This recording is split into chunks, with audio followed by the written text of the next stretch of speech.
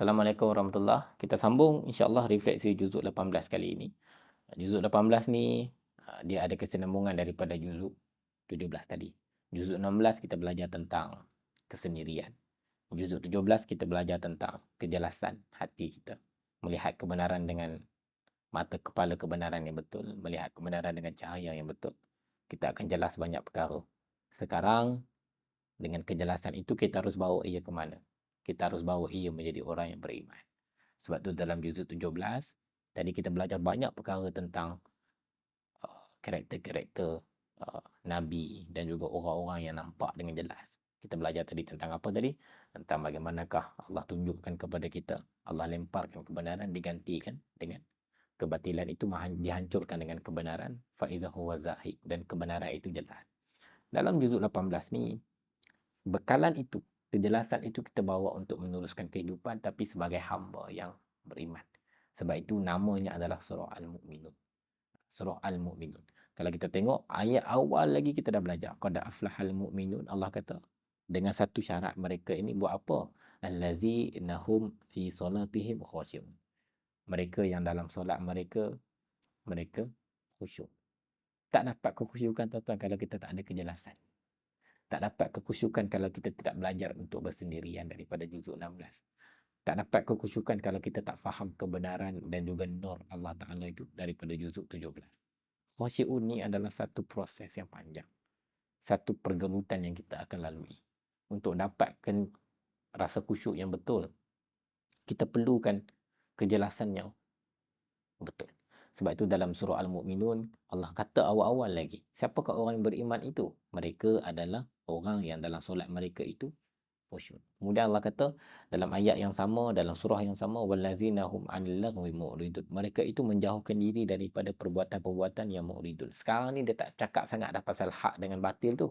Sekarang ni dia tak sebab dia orang dah jelas. Sekarang ni adalah macam mana nak menjaga diri kamu daripada terbiar ataupun terhanyut di dalam arus kezinaan, kemaksiatan, kelalaian. Sebab tu istilah yang digunakan alil lagwi muridin, hal-hal yang tak berguna. Kemudian mereka menunaikan zakat, kemudian mereka menjaga diri mereka. Kemudian Allah sebut faman ibtagha wara azalika fa ulaika humul adun. Mereka itu tak akan jadi orang yang adun, orang-orang yang melampaui batas. Ini batas dia. Nampak tak? Allah bawa kita daripada kesendirian, kemudian kejelasan, kemudian keterbatasan. Kamu kena faham batas kamu apa. Sebelum kamu nak masuk perjuangan kamu akan datang tu apa. Jangan sampai kamu rasa macam kamu ni hebat sangat. Jangan sampai kamu nak masuk ke satu banyak tempat sampai kan kamu tak tahu batas kamu apa. So, surah Mu'minun is all about limiting, is all about balancing, is all about rationalizing perjalanan kita tadi ni. Kemudian dalam juzuk ini juga kita dalam surah Al-Mu'minun juga kita akan didatangkan dengan kisah daripada Nabi Nuh. Yang ni part di mana Nabi Nuh ni ini menarik tuan-tuan. Nabi Nuh ni part di mana Allah kata fa'auhayna ila ilahi anisna'il fulk. Yang Nabi Nuh tu Allah kata kamu naik kapal tu. Kemudian fa iza jaa amruna wa faratan nur. Allah katakan setelah itu kami datang dan dapur telah memancarkan air, maka masukkanlah ke dalam kapalmu itu. Tanur ni maksudnya dia susah nak cerita dalam bahasa kita tuan-tuan. Dia bagaikan air itu Allah bagaikan terpancar keluar daripada bumi. Dekat surah lain, Allah cerita part lain. Allah kata Allah perintahkan langit turunkan air, bumi keluarkan air. Kali ni Allah cerita tentang tanur, bagaimana air itu terpancar keluar. Dan Allah kata kepada Nabi Nuh, kau pergi naik. Kemudian kau suruh semua orang lain naik. Kemudian kau ambil zaujani senaini wa ahlaka illa man sabaka alaihi. Kau ambil daripada makhluk itu berpasang-pasang. Ini benda ini adalah satu act of obedience. Satu tindakan, satu kerja yang kita buat di atas dasar ketaatan kepada Allah Ta'ala. Ini adalah act of obedience. Kemudian ketaatan ini adalah ketaatan yang lahir daripada kita faham tentang apakah itu kebenaran. Apakah itu faizahu wa zahid, kebenaran yang akhirnya jelas. Dan ketaatan ini terlahir daripada kita faham apa itu keterbuangan. Sebab Nabi Nuh juga terbuang. Berapa lama dia duduk berdakwah, kemudian dia duduk dekat atas bukit dia buat kapal, semua orang duk kata macam-macam dekat dia, feeling alone. Itu semua. Ini semua tak datang kerana tiba-tiba tuan-tuan. The act of obedience, the ability untuk obey apa yang Allah sebut ni tanpa banyak soal. Okeylah, naik cepat, bawa makhluk 2-3 pasang masuk. Ini semua adalah act of obedience. Kita belajar tentang ketaatan. Ini kita belajar tentang ketaatan dekat surah Al-Mu'minun. Dan untuk memperkukuhkan ketaatan kita, apa yang kita belajar? Selepas itu kita akan belajar sesuatu daripada surah An-Nur. Ini surah yang luar biasa tuan-tuan. Surah ni surah yang bermula dengan kata suratun. Suratun ni saya cerita dekat tuan-tuan. Saya nak cerita, nak faham imajinasi kita, visual kita tu. Suratun ni dalam bahasa Arab bermaksud dinding yang melingkari dan melindungi. Bila kita nak lari daripada sesuatu, perang kita cari dinding. Macam kubur tu, kita nak duduk dekat situ. Dinding yang tebal itu disebut sebagai suratun. Sebab itu dalam suratun ini dia cerita banyak tentang aurat perempuan, tentang hukum hakam, benda-benda yang sangat-sangat teknikal dan sangat-sangat penting. Tapi Allah sebut dekat dalam surah An-Nur.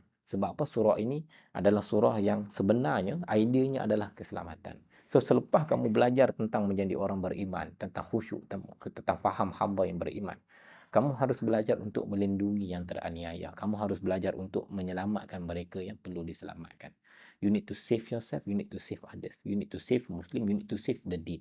Kamu kena belajar menyelamatkan agama ini. Bagaimana dengan cara membina dinding suratun, membina keadaan yang menyelamatkan orang daripada expose, daripada terbazir, daripada terkeluar, daripada terhancur, terzalimi. Ini adalah idea dekat dalam surah An-Nur.